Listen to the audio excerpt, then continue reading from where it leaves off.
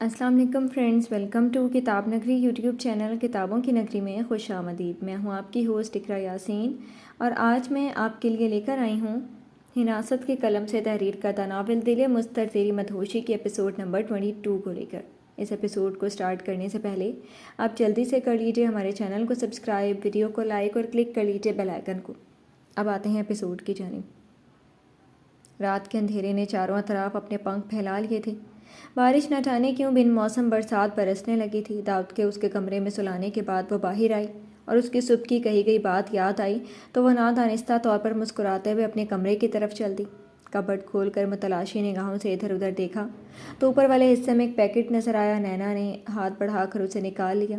Cupboard بند کرتے اسے کھول کر دیکھا تو اس میں مرون کلر کی نفیس سے کام کی دیدہ زیب نیٹ کی ساڑی تھی، اس کے ساتھ مختصر سا بلیک بیک لیس بلاؤز دیکھ کر نینا کی آنکھیں حیرت سے پھیلی۔ دل نے سینے میں دھڑک کر اپنی موجودگی کا احساس دلایا۔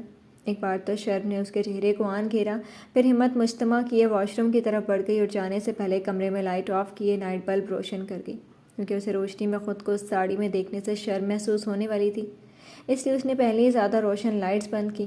شاور لیے باہر آئی تو ساڑی کی فال کو درست کرتے ہوئے بار بار شانے سے ڈھلکتے آنچل کو اپنے سینے پر پھیلایا اور پیچھے سے برہنہ کمر کو چھپا لیا۔ جیولری کے نام پر اس نے کسی بھی چیز کا انتخاب نہیں کیا، بس اپنی خالی آنکھوں کو کاجل کی دھار سے بھرے اپنے ہونٹوں کو ڈارک مرون کلر کی لپسٹک سے سجا لیا۔ آنکھوں پر مسکارا لگایا تو اس کی تیاری مکمل ہو گئی تھی۔ اپنا سجا سجا سا نیا روپ دیکھ کر وہ خود بھی دنگ رہ گئی۔ ذرا سی تیاری نے اسے کس قدر بدل دیا تھا۔ اس نے سارنگ کا نائٹ سوٹ نکالنے کے لیے جیسے ہی اس کی طرف کی کبرڈ کھولی، سامنے اس کا آئی ڈی کارڈ نظر آیا۔ نینا نے ملگجی سی روشنی میں اس آئی ڈی کارڈ پہ بنی سارنگ کی تصویر کو دیکھا جو شاید کچھ سال پہلے کی تھی۔ نہ جانے کیسا طلسم تھا اس کی بھوری آنکھوں میں جو تصویر میں سے بھی اسے اپنی اور کھینچ رہا تھا۔ نینا کی نظر اس کی ڈیٹ آف برتھ پر گئی تو وہ چونک گئی۔ وہ قد و جسامت کے لحاظ سے بالکل ٹھیک ٹھاک لگتا تھا مگر عمر میں اس سے 4 سال چھوٹا تھا۔ نینا نے حیرانگی سے اپنے منہ پر ہاتھ رکھ لیا تھا۔ وہ جو اس کے واش روم میں جاتے ہی اندر آیا تھا، صوفے پر بیٹھا سگریٹ سلگایا اب اسے ہونٹوں میں دبا کر دھواں ہوا میں اچھال رہا تھا۔ ٹانگ پر ٹانگ چڑھائے ایک بازو صوفے کے پشت پر رکھے وہ شاہانہ انداز میں بیٹھا اس کی ساری کارروائیوں کو خاموشی سے نہار رہا تھا۔ اس بے جان تصویر میں کیا تلاش کر رہی ہیں؟ جب بنفس نفیس ہم یہاں موجود ہیں۔ نینا کا دل دھک سے رہ گیا۔ اس نے آئی ڈی کارڈ کو واپس کبرڈ میں ڈالے، اس کے دروازے سے پشت لگائی اور گہری سانس لی۔ یہاں آؤ، اس کی گھمبیر آواز نینا کی جان فنا کر گئی تھی۔ اس نے پلکوں کی باڑ اٹھا کر اسے درزیدہ نگاہوں سے دیکھا۔ نینا، اس کے دوبارہ بلاوے پر نینا نے اپنے قدم اٹھانے کی صحیح کی تو اسے من بھر کے معلوم ہو رہے تھے جیسے جیسے وہ اس کی جانب قدم اٹھا رہی تھی اس کی دھڑکنوں کی رفتار بھی بڑھتی چلی جا رہی تھی اور اس کی بے باک نظریں، خطرناک تیور، اس کی بھوری کانت سی آنکھوں سے چھلکتے جذبات نینا کے ہوش اڑا رہے تھے۔ بھرے بھرے گلابی گال، بڑی بڑی مقناطیسی آنکھیں جو مسکارے کے بوجھ سے لرز رہی تھیں، کٹاؤں دار ہونٹوں پر لگی مرون لپسٹک وہ بنا کسی سنگھار کے بھی غضب ڈھا رہی تھی۔ سارنگ مسمرائز ہوا۔ سارنگ نے اسے اپنے قریب سر جھکائے کھڑا دیکھا تو ہاتھ بڑھا کر اس کی کلائی سے اسے اپنی طرف کھینچ لیا۔ وہ اچانک پڑی اس افتاد پہ خود کو سنبھال نہیں پائی اور لہراتی ہوئی اس کے سینے سے آن لگی، خود کو گرنے سے بچانے کے لیے اس کے شانوں کو تھام لگی۔ سارنگ، اس نے حیا سے پلکیں جھکا کر سرگوشی سے میں پکارا اور اس کے کندھے پر موجود شرٹ کے کالر کو مٹھی میں تھاما۔ ہاں، اس نے ٹھنڈی آہ بھری۔ آج سے پہلے اپنا نام اتنا پیارا کبھی نہیں لگا۔ سارنگ نے سرگوشی میں جواب دیتے اس مہکتے وجود کی گردن کے پاس اپنی ناک کرتے اس کے بدن سے پھوٹتی باڈی واش کی سندری مہک کو اپنے سانسوں میں اتارا۔ بہت مس کیا ہے اس خوشبو کو، وہ دل میں بولا۔ نینا اس کے بے باک انداز پر خود میں سمٹ کر رہ گئی تھی۔ اس کے چہرے پر پورے وجود کا خون سمٹ آیا تھا اور وہ اپنے خشک ہوئے ہونٹوں پر زبان پھیرنے لگی۔ سارنگ نے اس کی گردن پر انگلیوں کے پور پھیرتے ہوئے اس کے دل کی دھڑکنوں کو منتشر کر دیا۔ وہ گہرے سانس لینے لگی، اس کی دھڑکنیں تیز ہو گئیں۔ زندگی میں پہلی بار ایسے فسوں خیز لمحات آئے تھے جب کوئی اتنے پیار سے اسے چھو رہا تھا، کوئی اس سے اپنی ہوس پوری نہیں کر رہا تھا، کوئی اس سے اپنا مطلب نہیں نکال رہا تھا، اور وہ شخص اس کی قربت کا دل سے طلبگار تھا۔ اس کا لمس اتنا طلسم زدہ تھا کہ وہ پور اس کے عشق میں ڈوبنے لگی تھی۔ اس کے چھونے سے اس کے وجود میں سرد لہریں اٹھ رہی تھیں۔ کتنا خوشگوار احساس تھا۔ اس نے نینا کو اپنی تھائی پر بٹھاتے دوسرے ہاتھ میں موجود سگریٹ کا لمبا سا کش لیا اور مرغولہ بناتے ہوئے وہ ہوا میں اچھال دیا، مگر اس کا دھواں نینا کے چہرے پر پڑا۔ اس نے چہرے کا رخ تبدیل کیا۔ کیا ہوا؟ سارنگ کے لہجے میں بوجھل پن اور سنجیدگی امٹ آئی جسے محسوس کرتے نینا کا دل یکبارگی سے دھڑکنے لگا۔ مجھے سگریٹ کے دھوئیں سے الرجی ہے۔ وہ ہلکا سا کھانستی ہوئی اٹھنے لگی تو سارنگ نے سگریٹ فرش پر گراتے اسے جوتے کی نوک سے مسل کر بجھا دیا۔ اب تو کوئی مسئلہ نہیں، وہ سوالیہ انداز میں بولا تو نینا نے نفی میں سر ہلایا۔ وہ اسے بازوؤں میں اٹھا کر بیڈ کی طرف بڑھا تو نینا نے اس کی شرٹ کو مٹھی میں دبوچ لیا۔ سب سے پہلے آپ کی اس حفاظتی قدم کو ہٹانا چاہیے۔ سارنگ اسے نرمی سے تکیے پر لٹاتا اپنی شرٹ کو اتار کر صوفے پر اچھال گیا کیونکہ وہ بار بار اس کی شرٹ کو تھام رہی تھی۔ نینا اسے شرٹ لیس دیکھ کر کروٹ بدل گئی اور چہرہ تکیے میں چھپا لیا۔ چہرہ ادھر کرو یار، مجھے تمہاری آنکھوں میں اپنے لیے جذبات دیکھنے ہیں۔ وہ اس کے ساتھ لیٹ کر اس کی کمر میں ہاتھ ڈالتے ہوئے کھینچ کر اس کی پشت کو اپنے سینے سے لگا گیا۔ میں آپ کو کچھ نہیں دے سکتی سارنگ، میں طلاق یافتہ کسی کی بڑھتی گئی عورت ہوں۔ آپ سے عمر میں بھی زیادہ آپ کو آپ کی عمر کی کوئی بھی اچھی لڑکی مل جائے گی۔ یہ کہتے ہوئے اس کی آواز رند سی گئی، لہجہ گروگیر تھا۔ عمروں کے فرق دلی جذبات پر حاوی نہیں ہوا کرتے۔ مجھ سے پوچھو میرے لیے کتنی خاص ہو تم۔ وہ بوجھل آواز میں بولا تو نینا فوراً اٹھ کر بیٹھی اور فق نگاہوں سے اسے دیکھنے لگی۔ میں نے تمہاری آنکھوں میں اپنے لیے جذبات دیکھے ہیں، کیا تم اظہار نہیں کرو گی؟ اس کا چہرہ اپنے ہاتھوں کے پیالوں میں بھر کر فسوں خیز آواز میں بولا، مجھے اپنے محرم سے اقرار کرنے میں کوئی آڑ نہیں۔ جب سے آپ کو دیکھا ہے، آپ کی خوبیوں کو جانا ہے، دل ہمک ہمک کر آپ کی اور کھنچتا چلا جا رہا ہے۔ ایسی بے چینی پہلے کبھی محسوس نہیں کی جیسے اب کرنے لگی ہوں۔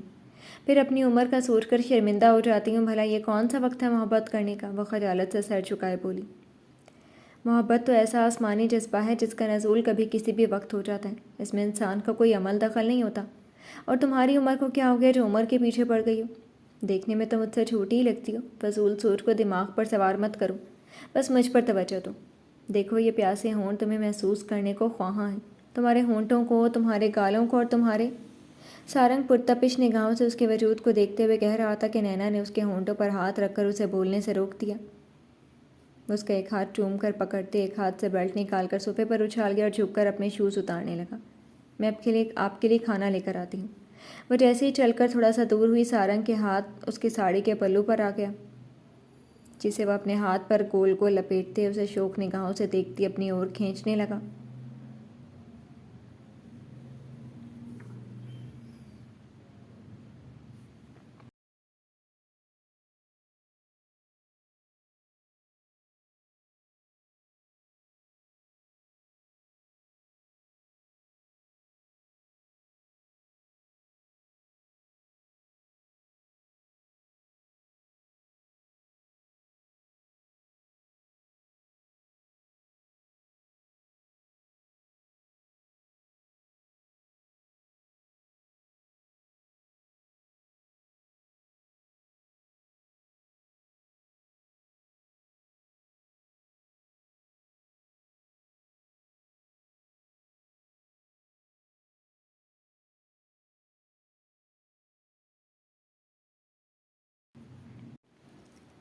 بہت مس کیا میں نے اس نرم و نازک وجود کو لیڈی، وہ بھاری سرگوشی سے بولا، نہ چاہتے ہوئے بھی سارنگ کے لبوں سے وہ الفاظ نکل گئے۔ دل مستر کی مدہوشی بڑھتی چلی گئی اور اسے احساس نہیں ہوا کہ وہ انجانے میں کیا بول گیا تھا۔ نینا نے چونک کر پھٹی ہوئی نگاہوں سے اسے دیکھا۔ تم؟ اس کے ہاتھ کا کھردرا سا لمس اسے پیٹ پر محسوس ہوا۔ اس نے بیڈ شیٹ کو مٹھی میں دبوچ لیا جب سارنگ نے اس کی آواز کو اس کے منہ میں ہی دبانے کے لیے اس کے لبوں کو اپنے لبوں میں قید کیا۔ وہ اپنے ہونٹوں کی شدتیں لٹاتا ہوا نینا کا وجود سن کر گیا۔ وہ اس کی شدت بھری جسارت پر پھڑپھڑانے لگی۔ اس کا نازک سا وجود ہولے ہولے کانپ رہا تھا۔ وہ تو اس جان لیوا انکشاف پر بے جان سی ہو گئی تھی۔ یہی تھا وہ شخص جس نے اس کی زندگی کا مذاق بنا کر رکھ دیا تھا۔ چھوڑو مجھے، وہ کھانستی ہوئی اپنی سانسیں بحال کرنے لگی۔ نینا؟ اس کی کاٹدار آواز پر سارنگ نے مشتعل ہوئے اس کی کلائی پکڑ کر پکارا تھا۔ وہ زخمی نگاہوں سے اسے دیکھنے لگی۔ اپنے اس ناپاک وجود کو دور رکھو مجھ سے۔ اس کے بے تاثر اور بے رحم جواب پر اس نے تڑپ کر اس کی طرف دیکھا۔ تو تم ہی تھے نا وہ؟ ہاں وہ تم ہی تھے، میں کیسے بھول سکتی ہوں تمہیں؟ یہی آنکھیں تھیں، میں سمجھی میری ہی نظروں کا دھوکہ ہے، مگر نہیں، تم تو خود ایک دھوکہ ہو۔ کیوں کیا ایسے؟ بتاؤ نا، کیوں کیا ایسے؟ کیا دشمنی تھی مجھ سے جو تم نے؟ بھیگی آنکھوں سے اس کی آنکھوں میں دیکھتے غرائی۔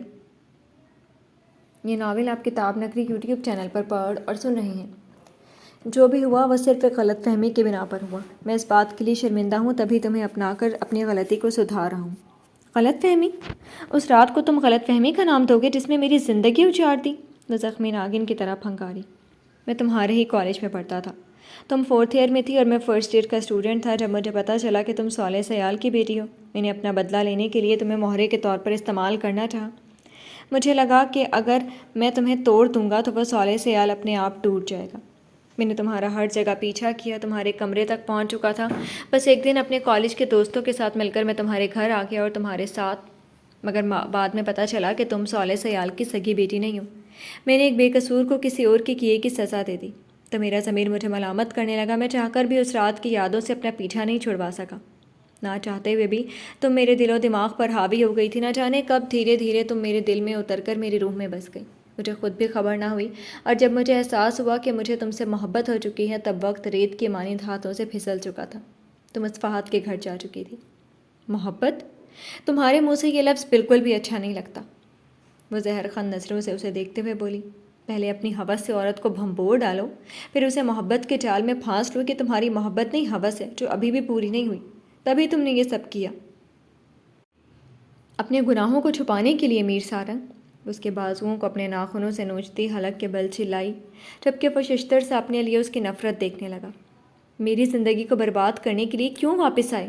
بولو، مجھے برباد کرنے میں کوئی کسر رہ گئی تھی کیا؟ اتنی ہوس پرست ہو کہ تو کسی کوٹھے پر چلے جاتے، گھٹیا زانی انسان۔ چٹاخ تھپڑ کی شدت سے وہ کچھ فاصلے پر بیڈ پر الٹے منہ جا گری۔ بکواس بند کرو اپنی۔ وہ زور سے چیخا، لیکن وہ جو اس کے تھپڑ پر ساکت گری پڑی تھی وہ بپھری شیرنی کے مانند اس پر ابل پڑی۔ نفرت ہے مجھے تم سے، بے تحاشا نفرت۔ اس کا لفظ زہر میں گھلا ہوا تھا۔ اس کے لفظوں پر سارنگ کا دماغ جھنجھنا اٹھا۔ میری یہ سوچو، ایک کالج بوائے تمہاری وہ حالت کر سکتا ہے جس رات کو تم آج تک نہیں بھلا پائی، تو ایک مکمل مرد تمہارے ساتھ کیا کرے گا؟ اس کے شانوں پر ہونٹ رکھ کر اس کی پشت پر موجود زپ کو آہستہ سے نیچے کی جانب سرکایا تھا۔